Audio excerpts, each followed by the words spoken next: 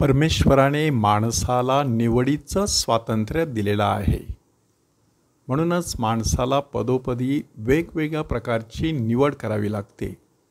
अगदी बालपणीसुद्धा बाळ जन्माला येण्या अगोदरच आईवडिलांना विचार करावा लागतो की कोणत्या हॉस्पिटलमध्ये प्रसूतीचं करण्यासाठी नाव द्यायचं. आणि तिथून निवडीची प्रक्रिया जणू काही सुरू असते. बाळ छोटंसं असतानासुद्धा त्या बाळाला कोणत्या प्रकारचं खाद्य द्यायचं, पेय द्यायचं ह्याचीही निवड आईवडील करत असतात.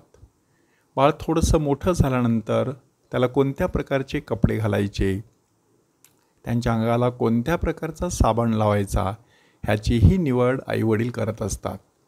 कोणत्या शाळेत घालायचं, कोणत्या प्रकारची भाषा त्याने अवगत करावी ह्याविषयीची निवड आईवडील करत असतात.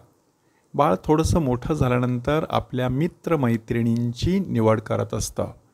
आणखी थोडंसं मोठं झाल्यानंतर शाळा कॉलेजामध्ये जात असताना आपण कोणत्या प्रकारच्या क्षेत्रामध्ये प्रावीण्य मिळवायचं, कोणतं क्षेत्र निवडायचं त्यासाठी देखील बाळाला विचार करावा लागतो. आता हा तरुण कामाला जाण्या अगोदरसुद्धा कोणत्या प्रकारची नोकरी करायची त्याचीही त्याला निवड करावी लागते.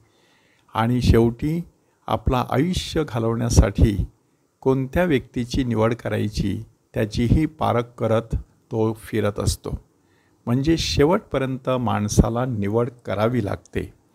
एकदा माणसाने निवड केली की त्या निवडीचे परिणाम मात्र माणसाला भोगावे लागतात किंवा सहन करावे लागतात.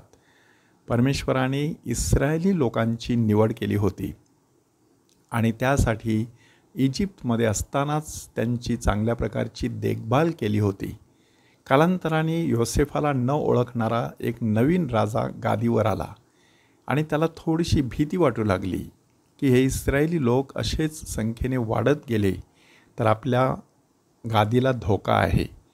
आणि म्हणूनच त्यांनी त्याचा छळ करायला सुरुवात केली. इस्रायली लोकांनी देखील परमेश्वराची निवड केलेली होती. एकाच देवाला भज हे तत्त्व त्यांना पाळायचं होतं. आणि म्हणूनच त्या पार्श्वभूमीवरती अब्राहमाचा देव, इसहाकाचा देव, याकोबाचा देव, योसेफाचा देव ह्यांची पूजा अर्चा ते करत होते. त्या पार्श्वभूमीवरती फारो राजाकडून त्यांचा छळ सुरू झाला. पुढे आपण ऐकणारच आहोत की ह्या छळाच्या पार्श्वभूमीवरती परमेश्वर मोशेला त्यांच्यामध्ये पाठवतो. पण मुळात त्यांनी केलेली जी निवड होती त्यासाठी त्यांना छळ सहन करावा लागलेला. आजच्या शुभवर्तमानामध्ये प्रभू येशू ख्रिस्त नेमकं तेच सांगत आहे की मी पृथ्वीवर शांतता आणावयास आलो आहे असे समजू नका. ह्याचा अर्थ असा की प्रभू येशू ख्रिस्ताने सुवार्ता घोषविल्यानंतर काही लोक त्यांची निवड करणार आहे, काही लोक त्याची निवड करणार नाहीत. आणि निवड करणाऱ्यामध्ये अशा प्रकारची फूट पडणार आहे.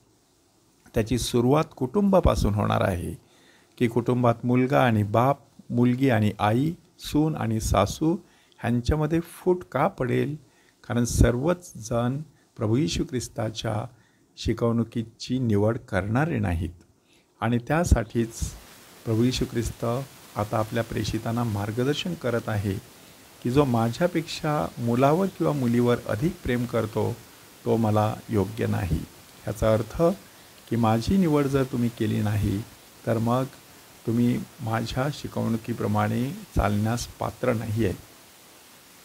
प्रभू येशू ख्रिस्त निरासक्त वृत्ती धारण करण्यास पाचारण करत आहे की आपला जीव न राखता परमेश्वरासाठी आपला प्राण अर्पण करण्याची तयारी आपण ठेवली पाहिजे.